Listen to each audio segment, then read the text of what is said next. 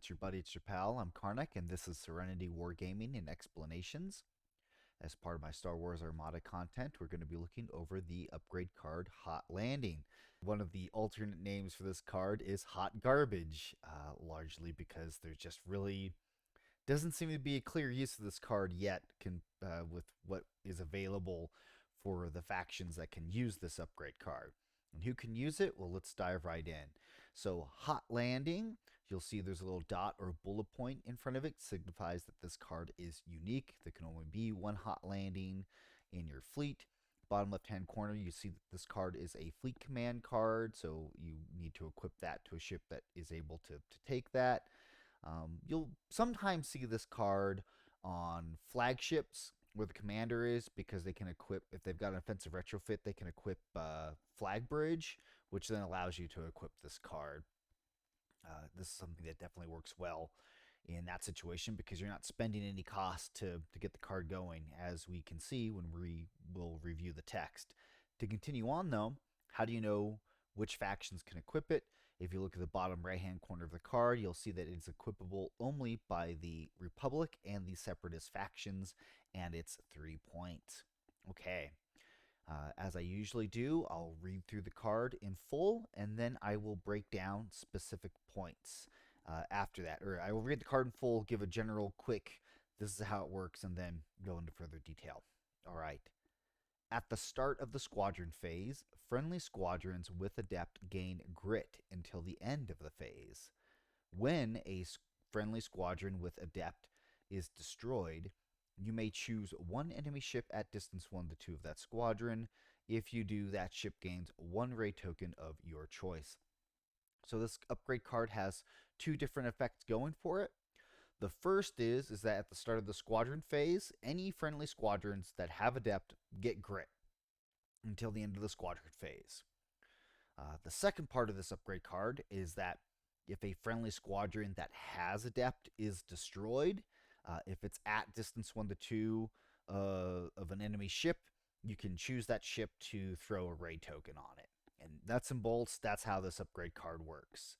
So let's dive in more into the specific wording and why you don't see this upgrade card being utilized, or if you can, like what are some ways you can accomplish that. Okay, we'll start with the first effect here. At the start of the squadron phase, friendly squadrons of Adept gain grit until the end of the phase. So at the start of the squadron phase, so always remember that per effects use and timings, first player effects go first, followed by second player effects. So like, for example, let's say you're a second player that has Hot Landing. Well, the first player, if they've got something like Phantoms, which are able to use Cloak, etc., like they resolve all their stuff first before you, as second player, can then resolve this effect where your Adept squadrons gain grit. I can't think of like any unique situations where this is ever really gonna matter, unless there's like some ability that allows your squadrons to also move at the start of the squadron phase.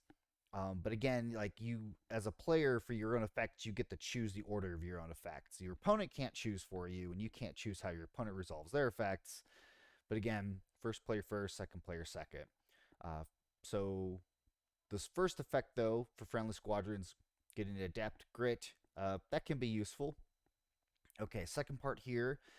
So this happens every time a friendly squadron is destroyed. Doesn't matter what stage of the game. If it got destroyed, okay, is it Adept? Yes. You choose enemy ship.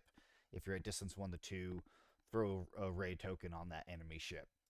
And there's nothing crazy going on with there. The want to be clear is that if a ship has if the squadron has Adept, it can gain the grit in the squadron phase, and again, if it's destroyed, it can throw raid tokens on other ships. This means, squadrons that already come with Adept, or if they're somehow able to gain Adept through some other method, if they have the keyword, they can utilize it. Okay, let's get into where can you use Hot Landing on. So Hot Landing has literally zero help for Separatists. If we go look at the Separatist squadrons, you will see not a single one has Adept. So even though Separatists can take it, it has no beneficial uses for them at all. So this is one of these cards where it's like, it's pretty clear that at some point separatists are supposed to be getting squadrons of adept. Otherwise, what was the purpose of allowing this to be dual faction?